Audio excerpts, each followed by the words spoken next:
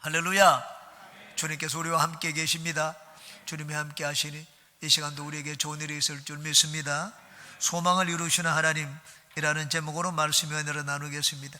하나님은 우리에게 소망을 주시는 분입니다. 그러므로 누구든지 주님 앞에 나가면 소망을 얻을 수가 있습니다. 하나님이 주시는 소망은 어떤 것입니까? 하나님이 어떻게 그 소망을 또한 이루어 주십니까? 여기에 대해서 오늘 같이 말씀의 은혜를 나누겠습니다. 세 가지를 말씀드립니다. 첫째, 하나님은 소망이 가득 찬 분입니다. 한번 따라 하시기 바랍니다. 하나님은 소망이 가득 찬 분이시다. 하나님은 생각에도 소망이 넘치고 말에도 소망이 넘칩니다.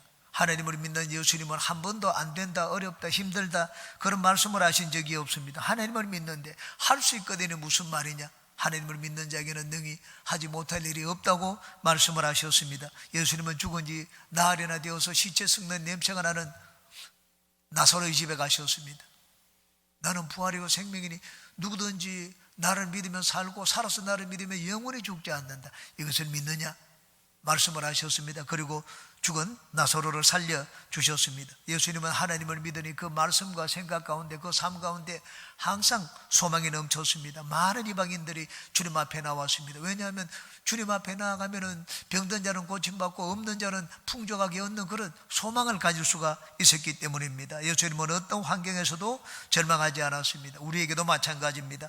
우리가 하나님을 절대 신뢰하고 하나님 말씀을 가까이 하면 우리는 하나님의 이 소망의 생각이 우리 가운데 들어옵니다. 하나님의 소망의 말씀을 들으면 나에게도 소망이 넘치게 됩니다. 우리가 사람과 대화할 때로 생각해 보십시오. 대화하면 찬물을 껴는 사람도 있고 소망을 심어주는 사람도 있습니다. 소망을 심어주는 사람은 야, 그거 참 좋은 생각이다, 한번 해봐라, 아주 가능성이 많다, 성공할 수 있다, 이렇게 얘기를 합니다. 그러나 찬물을 껴는 사람은 지금이 때가 어느 때인데 그런 생각을 하느냐? 그런 사업을 하던 사람은 다 망했다, 하면 안 된다, 그렇게 얘기를 합니다. 찬물을 끼얹는 사람과 함께 대화하다 보면 내가 할 수 있는 것이 아무것도 없습니다. 계획도 세워보지 못하고 주저앉고 맙니다. 그런데 꿈과 소망으로 가득 찬 사람과 대화를 나누면 나에게도 소망이 생기는 것을 체험할 수가 있습니다. 이 세상에서 여러분, 소망이 가장 충만한 분이 누구십니까? 소망이 흘러넘치는 분이 누구십니까? 그분은 하나님입니다. 예수님입니다. 성령이십니다. 그러므로 우리가 하나님께 나아가면 하나님은 누구에게나 소망을 주십니다. 오늘 같이 읽은 이 성경 말씀의 배경은 이방인의 구원입니다. 하나님이 구약의 선지자들을 통하여 이방인들도 주님 앞에 나와서 구원을 얻을 것이라는 것을 많이 예언해 놓았습니다. 바울 사도가 바로 그것을 인용하고 있습니다. 12절을 보시겠습니다. 또 이사야가 이르되 이새의 뿔이 곧 열방을 다스리기 위하여 일어나시는 이가 있으리니 열방이 그에게 소망을 두리라 하였느니라. 모든 이방인들이 예수님께 소망을 둘 것이라고 하나님이 예언하지 않았느냐고 했습니다. 유대인들은 이방인을 차별했습니다. 개취급했습니다. 그러나 하나님은 그렇지 않았습니다. 하나님은 이 유대인들이 진짜 사람 취급하지 않는 이방인들조차도 주님 앞에 나와서 생명을 얻고 구원을 얻을 것을 예언해 놓았습니다. 그러므로 우리는 나 같은 자가 어떻게 주님 앞에 나가겠는가? 내가 잘한 것도 없고 내가 선한 삶을 살지도 않았는데 어떻게 하나님 앞에 구원을 바랄 수 있을까? 그렇게 생각하는 것은 우리가 잘못 생각하는 것입니다. 우리가 잘났기 때문에 하나님 앞에 구원을 얻는 것이 아닙니다. 하나님이 이새의 아들에게서 한 뿌리가 나게 하셨다고 말씀을 하셨습니다. 이새의 뿌리 가운데 메시아를 내셨습니다. 그러므로 이제는 누구든지 예수님을 믿기만 하면 구원을 얻는다고 했습니다. 하나님은 사람을 차별하지 않습니다. 하나님께 나아가면 용서받지 못할 자가 없고 구원받지 못할 자가 없습니다. 누구든지 예수님을 믿기만 하면 하나님의 자녀가 되고 천국을 소유할 수가 있습니다. 여러분, 우리가 갖는 소망 중에 이보다 더 큰 소망이 있습니까? 천국을 소유하는 것보다 더 큰 소망이 없습니다. 하나님은 우리의 신분과 형편과 처지에 도저히 구할 수 없는 것들을 하나님이 준비해 놓으셨습니다. 그리고 누구든지 주님 앞에 나오면 그것을 얻을 수 있도록 약속해 놓았습니다. 그러므로 이 시간 여러분의 형편과 처지가 어떠하든지 예수님 앞에 나가서 여러분이 구하고 소망하는 그것을 얻는 모든 분들이 되시기를 바랍니다. 하나님은 모든 것을 합력하여 선을 이루시는 분입니다. 나는 실패했습니다. 나는 가진 것이 없습니다. 나는 못 배웠습니다. 여러분, 세상 사람들은 그런 사람들을 써주지 않습니다. 받아주지 않습니다. 그렇지만 하나님은 그렇지 않습니다. 하나님은 열등한 자, 모자라는 자, 그런 자들을 받아줍니다. 여러분 2등해 보세요. 세상에서는 2등은 그들도 보지도 않는 그런 경우도 많습니다. 1등만 알아주는 그런 사회입니다. 경쟁이 아주 치열합니다.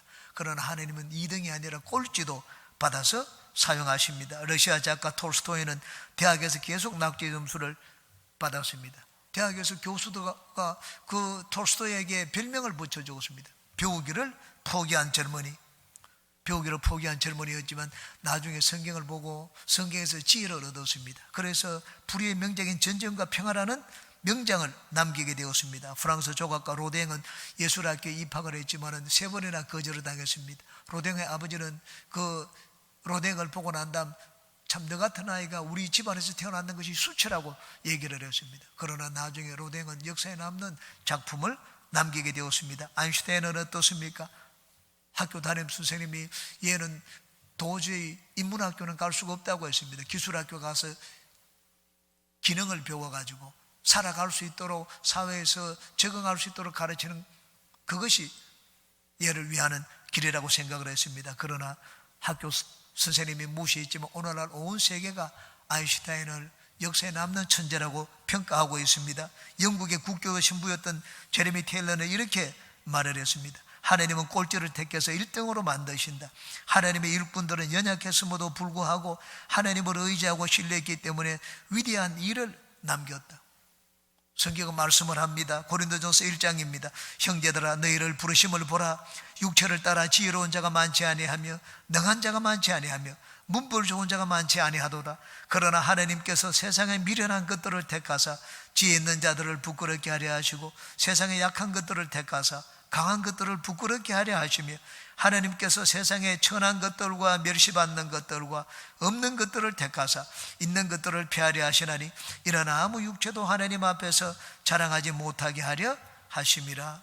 여러분 모든 것을 합력하여 선을 이루시는 하나님을 생각하면 우리는 나의 형편과 처지를 생각하고 낭망하지 말아야 됩니다. 망한 것이 오히려 좋은 길로 가는 전환점이 될 수가 있습니다.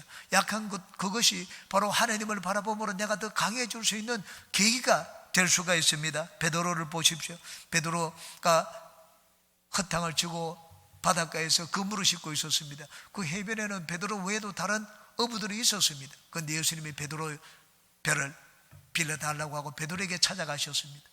왜냐하면 베드로가 가장 낭망한 얼굴을 표정을 갖고 있었기 때문입니다. 가장 근심이 많아 보였기 때문입니다. 예수님은 그 베드로에게 찾아가서 배를 빌려서 말씀을 전하시고는 배삭을 주셨습니다. 깊은 데로 가서 그물을 내려 고기를 잡으라. 베드로가 과연 그대로 해보았더니만은 그물이 찢어질 듯이 많은 고기를 잡게 되었습니다. 베드로는 은혜를 입었습니다. 고기잡이에 실패했기 때문에 은혜를 입었습니다.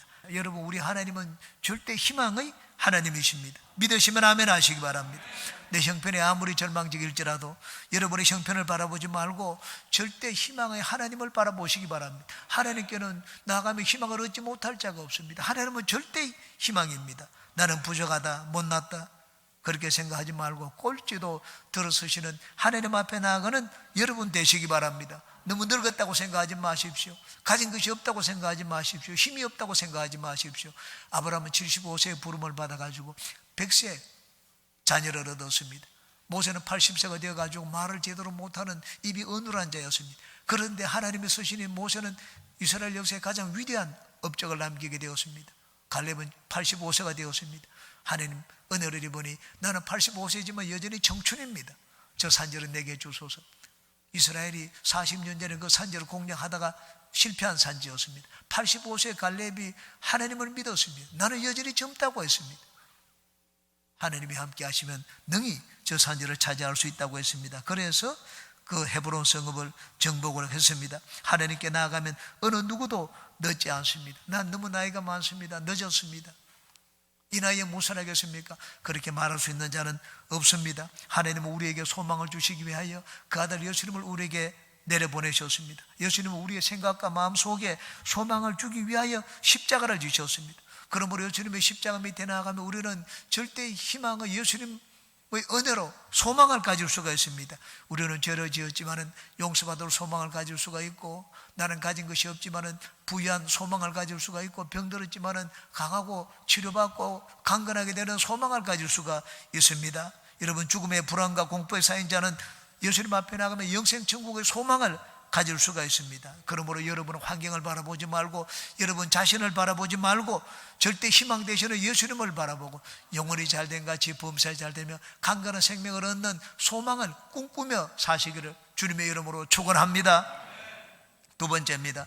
하나님은 기쁨과 평안으로 우리의 소망을 지켜주십니다. 13절을 다시 한번 보시기 바랍니다. 소망의 하나님이 모든 기쁨과 평강을 믿음 안에서 충만하게 하사 소망이 넘치게 하신다고 말씀을 했습니다. 우리가 소망을 잃지 않고, 그러므로 소망 가운데 살기 위해서는 기쁨과 평안이 있어야 됩니다. 여러분, 기쁨이 있는 것이 소망이 있지, 기쁨이 없으면 소망도 사라지고 맙니다. 소망이 나에게 들어오게 되면, 꿈과 소망이 들어오게 되면 나는 이제는 삶이 달라집니다. 의욕이 생깁니다. 힘이 생깁니다. 기쁨이 샘솟게 됩니다. 이스라엘은 애굽에서 나오는 끊임없이 뒤를 돌아보았습니다. 앞을 바라보지 않았습니다. 앞에는 젖과 꿀이 흐르는 가나안 땅이 그들을 기다리고 있는데 앞을 바라보지 않고 늘 뒤를 바라보았습니다. 애굽이 좋았는데 왜 애굽을 떠났을까? 차라리 거기 고개가마 옆에서 고개를 먹고 애굽에서 죽는 게 나았지. 앞을 바라보지 않았습니다. 여러분, 미래 소망이 없었습니다. 소망이 없으면 어떻게 됩니까? 소망이 없으니까 늘 나오는 것이 불평과 원망이었습니다. 소망이 있는 사람은 원망 불평을 하지 않습니다. 여러분, 앞을 바라보고 뛰어서 달려가야 되는데 불평 원망할 시간이 어디 있습니까? 그런데 이스라엘은 앞이 없었습니다. 젖과 꿀이 흐르는 가나안 땅을 바라보지 않았습니다.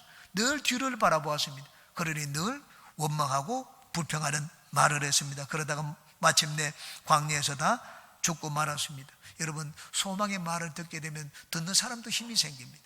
소망을 가진 사람도 힘이 생길 뿐만 아니라 그 근처에 있는 사람도 힘을 얻습니다. 그러므로 여러분은 여러분과 만나는 사람, 대화하는 모든 사람에게 소망을 전하는 소망의 전달자가 되시길 바랍니다. 하나님은 또한 평안을 주심으로 우리에게 소망이 넘치게 하십니다. 불안과 두려움이 어디서 나옵니까? 내일에 대한 불확실함에서 나옵니다. 그런데 우리가 하나님을 믿고 의지하면 우리의 내일은 불확실하지 않습니다. 나 죽고 난 다음에 어디로 갈지 모르는 그런 인생을 우리는 살지 않습니다. 내가 죽고 나면은 지금 죽어도 나는 하늘나라 간다. 하나님이 나를 맞이해 주시고 예수님이 계신 그곳에서 나는 영원히 예수님과 함께 산다 하는 그런 소망을 가질 수가 있습니다. 예레미야 29장 11절입니다. 야훼의 말씀이니라.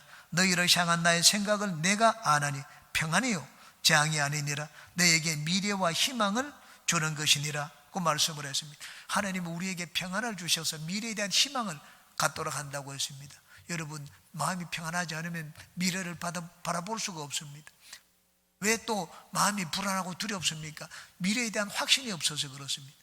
미래에 대한 소망이 없기 때문에, 미래에 나는 잘 될 것이다 하는 그런 소망과 확신이 없기 때문에 마음이 불안합니다. 여러분, 평안과 소망은 항상 같이 갑니다. 하나님 우리에게 소망을 주실 때 마음에 평안을 주셔서 그 소망을 줄을 붙들게 만드십니다. 여러분, 하나님에 대한 믿음을 주는 것, 우리가 어디서 믿음을 얻습니까? 믿음을 얻는 것은 하나님입니다.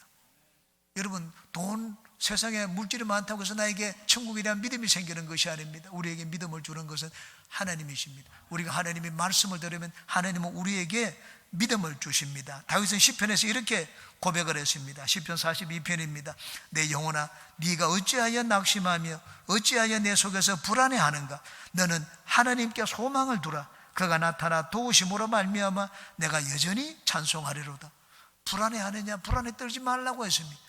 마음에 믿음을 주는 것은 하나님이니 하나님에게 소망을 두라고 했습니다. 그러므로 환경이 여러분을 불안하고 두렵게 만들 때는 더욱더 믿음으로 사시기 바랍니다. 내가 하나님을 믿으면 하나님은 그 믿음 안에서 우리에게 평안을 주시고 우리에게 기쁨을 주십니다. 그러면 우리가 붙들고 있는 소망을 아주 힘차게 붙들 수가 있습니다. 하나님을 찾고 하나님의 말씀을 사모하여 나온 여러분 모두에게 하나님께서 믿음을 다하여 주시고 기쁨과 평안을 주시기를 주님의 이름으로 축원합니다. 세 번째입니다. 하나님은 성령의 능력으로 소망을 이루십니다. 또 한번 따라 하시기 바랍니다. 하나님은 성령의 능력으로 소망을 이루신다. 13절을 다시 한번 보겠습니다. 소망의 하나님이 뒷부분에 가서 성령의 능력으로 소망에 넘치게 하시기를 원하노라. 소망의 하나님이 성령의 능력으로 소망을 넘치도록 이루어주시는 분입니다. 하나님은 성령의 능력으로 하나님이 가지고 계신 소망을 우리에게 심어주시고 또 풍성하게 이루어주십니다. 오늘 하신 이 말씀의 배경이 이방인의 구원입니다. 하나님이 이방인들에게도 구원의 길을 열어주시겠다고 했습니다. 이방인이 언제부터 구원을 얻기 시작했습니까? 예수님이 이 땅에 계실 때는 이방인들은 구원의 대상이 되지 않았습니다. 예수님이 제자들을 파송해서 복음을 전하라고 해서 전도 여행을 시켰습니다. 그때 예수님은 말씀을 하시기를 이방인의 길로 가지 말라고 했습니다. 사마리아인의 고을에도 가지 말라고 했습니다. 오직 하나님의 잃어버린 양들에게로, 유대인들에게로 가라고 했습니다. 그런데 예수님이 부활 성천하시기 전에 제자들을 불러놓고 마지막 유언을 남길 때는 그렇지 않았습니다. 너희는 온 천하 만민에게 다니면서 복음을 전하라고 했습니다. 누구든지 믿기만 하면 구원을 얻을 것이라고 했습니다. 믿고 침례를 받는 자는 구원을 얻을 것이요 믿지 않는 자들은 정죄를 받으리라. 다른 거 요구하지 않았습니다. 온 천하 만민에게. 이 제자들은 오순절날 기도하다가 성령을 받았습니다. 성령을 받고 난 다음에 예수님 말씀에 생각하셨습니다. 성령이 너에게 마시면 너희가 권능을 받고 예루살렘과 온 유대와 사마리아와 땅끝까지 이르러 내 증인이 되리라. 땅끝까지 나가서 나중에 성령을 받고 난 다음 이들은 나가서 복음을 전하기 시작했습니다. 베드로는 유대인들에게만 복음을 전했습니다. 그러다가 성령의 인도를 받아가지고 로마 백부장 이방인 고넬료의 집에 갔습니다. 거기서 많은 사람들이 모여 있었습니다.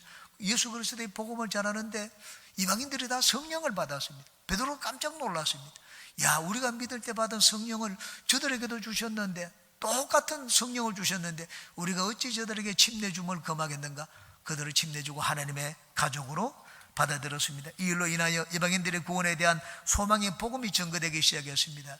유대인뿐만 아니라 이방인들에게도 복음이 전거되었습니다. 그래서 이방인들 중심의 교회인 수리아 안디옥 교회가 세워지게 되었습니다. 안디옥 교회는 이방인들을 구원하기 위하여 바울과 바나바를 선교사로 파송을 했습니다. 이들이 나가서 유럽을 건너가서 하나님을 알지 못하는 이방인들에게 복음을 전했습니다. 그들도 소망을 가지고 주님께 돌아오게 되었습니다. 지금 우리가 사는 시대는 성령의 시대입니다.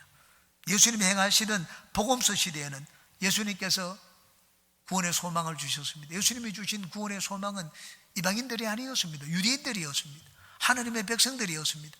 그런데 지금 성령의 시대는 다릅니다. 성령은 세계 모든 민족 누구든지 예수님 앞에 나오면 구원을 얻는다 하는 소망의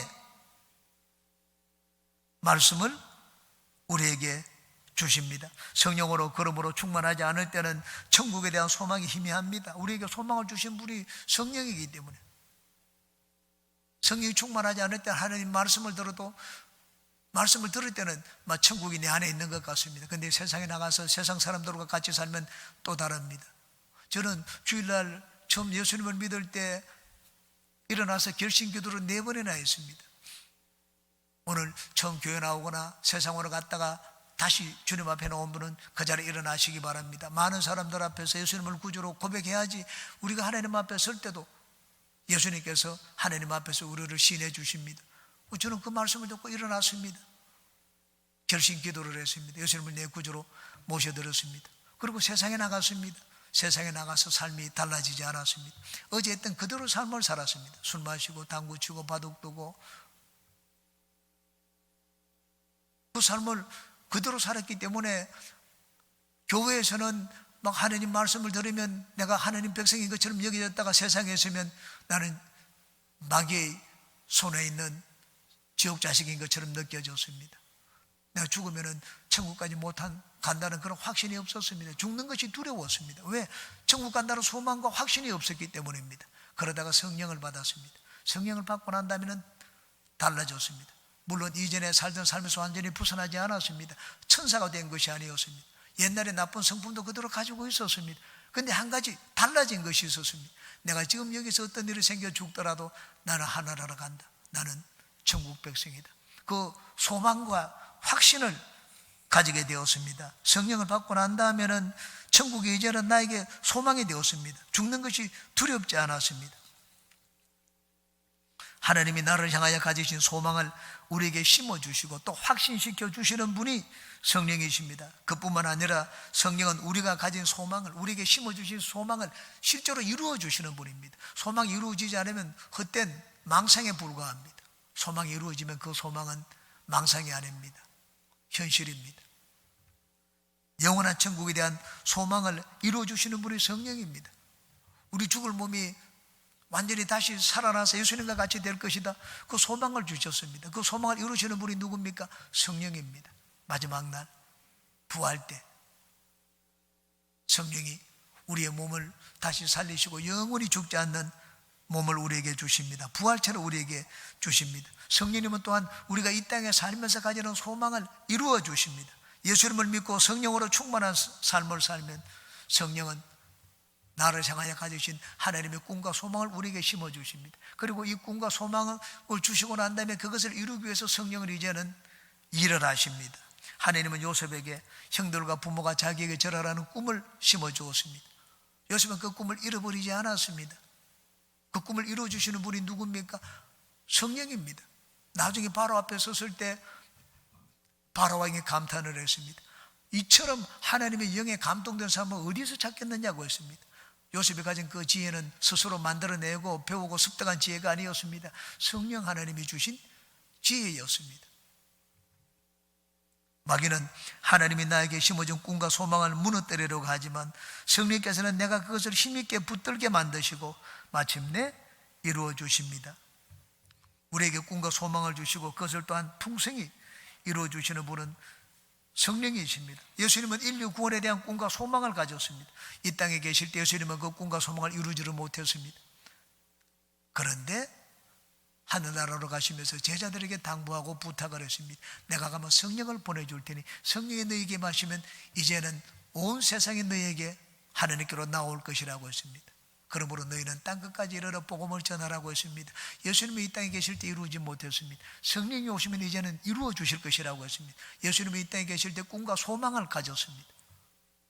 예수님이 가지신 꿈과 소망을 이루어 주신 분이 누굽니까? 성령 하나님입니다. 오늘날도 마찬가지입니다. 오늘날 예수님을 믿는 우리에게 꿈과 소망을 주시는 분은 성령이십니다. 그리고 내가 가진 꿈과 소망을 이루어 주시는 분도 성령이십니다. 여러분, 향수를 뿌리면 우리 몸에 냄새가 납니다. 그리고 내가 성령이 충만하면 나에게 이제는 꿈과 소망의 냄새가 납니다. 향기가 납니다. 여러분, 넬슨 만델라 남아공의 초대 흑인 대통령 이야기를 여러분 잘 아실 것입니다. 27년 동안 감옥에서 많은 고난을 당하면서 지냈습니다. 그런데 나중에 자서전을 썼습니다. 이렇게 고백을 했습니다. 나는 한 번도 내가 감옥을 나갈 수 없을지도 모른다는 생각을 진지하게 해본 적이 없다. 나는 언젠가 자유인으로서 발밑에 풀의 감촉을 다시 느끼고 햇볕 아래 걷게 되리라는 것을 알고 있었다. 그는 하나님을 의지하는 믿음의 사람이었습니다. 성령께서 흑인과 백인이 동등하게 선거하는 평등 선거의 꿈을 주셨습니다. 그것을 주장하다가 감옥에 들어갔습니다. 27년 만에 나왔습니다. 4년 뒤에 평등 선거가 이루어졌습니다. 초대 남아공의 대통령이 되었습니다. 누가 주신 꿈입니까? 성령께서 주신 꿈입니다. 누가 이루셨습니까? 성령께서 이루어 주셨습니다. 말씀을 맺습니다. 하나님은 꿈과 소망의 하나님이십니다. 우리가 믿음과 성령 안에서 살면 하나님은 기쁨과 평강으로 우리에게 소망을 부어주십니다. 그리고 성령의 능력으로 마침내 그 소망을 이루어 주십니다. 여러분은 늘 말씀과 성령으로 충만하여 하나님이 주시는 꿈과 소망이 여러분의 삶에 풍성히 이루어지시기를 주님의 이름으로 축원합니다.